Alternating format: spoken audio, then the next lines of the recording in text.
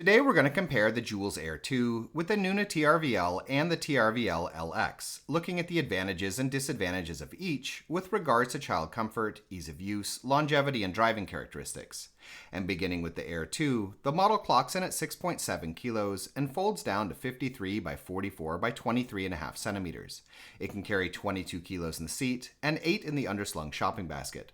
When it comes to child comfort, the Aer2 has both a nicely upright position as well as a newborn acceptable near flat recline, though shifting between these positions does involve both a long zipper as well as the need to unhook a strap.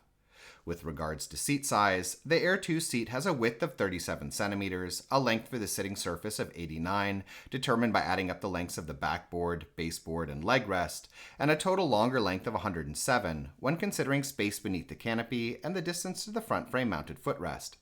As far as other aspects of the seat go, on the positive side, the textiles are premium feeling, the harness is 5-point, with no rethread shoulder straps, shoulder pads set up in such a way as to hold the harness out from the seat back, and with a pair of straps below the seat for more easily tightening the shoulder or side straps, and the canopy is extendable and gives good sun coverage. While on the negative side, the textiles bunch up a bit more than with most ultra compacts when shifting the seat from recline to upright, and I'd also note that the plastic backboard is visible just by lifting the liner, which makes the seat feel a little unfinished in my opinion.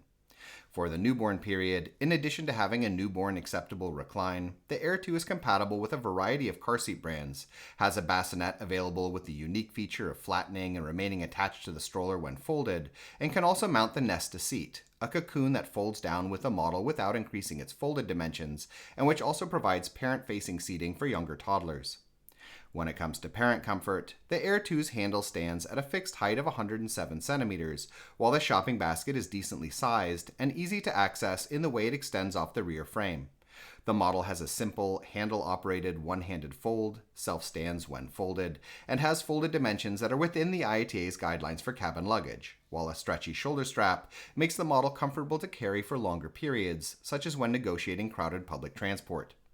As far as how the Aer2 feels to use, it has a sturdy, rigid feel with solid connection points, a lot of cross support, and tightly fitted components that make the chassis feel better manufactured than with many other brands.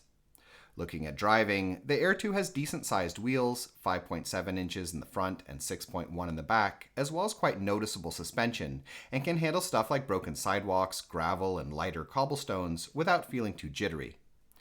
Moving on, the basic TRVL clocks in at the same 6.7 kilos, while the LX is heavier at 7.7, and both models are larger in their folded dimensions than the Aer2, with the basic TRVL measuring 61 by 51.5 by 28 centimeters, and the LX 71 by 52 by 34.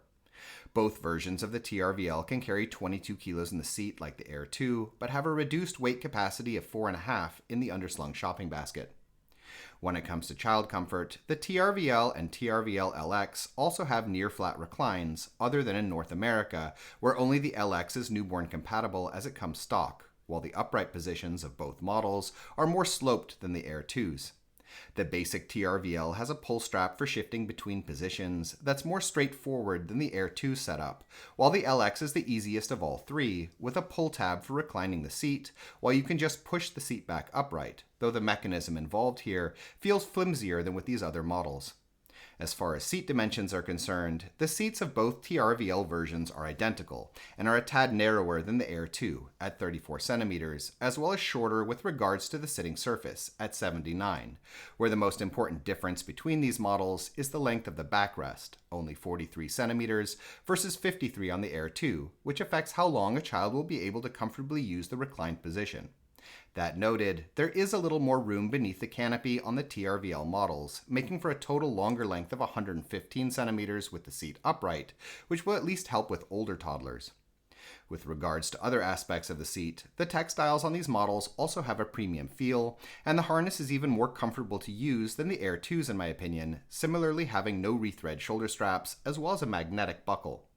When it comes to sun coverage, the TRVL's canopy is a bit on the short side, being only extendable via a sun flap. The LX version is a bit better here, with an extra portion zipped in the back, though still doesn't extend quite as far as with the Aer2.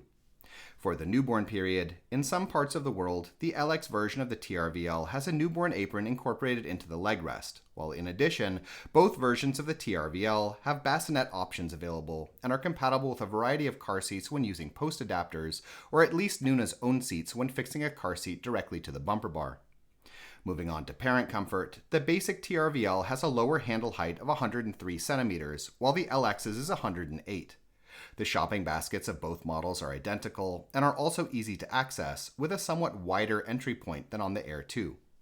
When it comes to folding, the TRVL models autofold, also self-stand when folded, and can be carried either by the bumper bars or their own straps, which are too short to really sling over your shoulder, but can be handy nonetheless.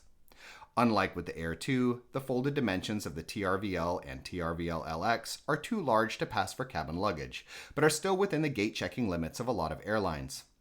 As far as how the TRVL models feel to use, despite having sufficiently thick bars, the chassis of both of these are looser in their hinged connection points and don't have the Aer2 support struts, which cause the handle arms to bend and strain during tipping and steering, and make the chassis feel more fragile and rickety, as well as more prone to problems down the line from wear. That being said, they also both have softer suspension than the Aer2, as well as larger wheels, 5.5 inches in the front and 6.7 in the back on the basic TRVL, and 6.3 in the front and 8.3 in the back on the LX, that make these models even more comfortable to use over rough ground, especially the LX version. Though note that overdoing it in such conditions will accelerate wear and loosening a lot quicker than with the Aer2.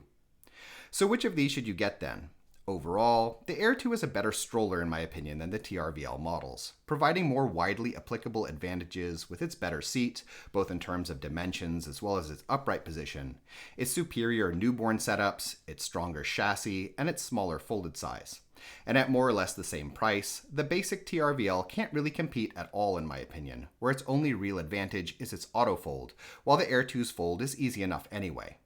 That noted, the TRVL LX does have the singular advantage of significantly better terrain capability than these other two, which might make the difference if you have specific, harder off-road areas you'll need to deal with daily or are traveling to a rougher holiday destination.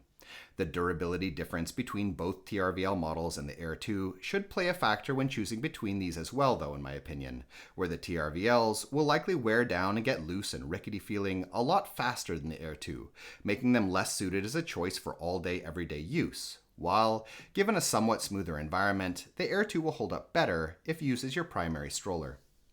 In any case, we hope you found this video interesting, and if you did, please subscribe, as a sort of support really helps us to continue making videos in the future. If you'd like to know more about any of these models, we have standalone reviews that go into a lot more detail, and links have been added in the description. In addition, if you're currently shopping for a stroller, we have a buyer's guide on our Patreon page, which lists a wide range of models that we recommend, with a lot of technical and lifestyle related information. You can find it by following the link in the description as well. Thank you.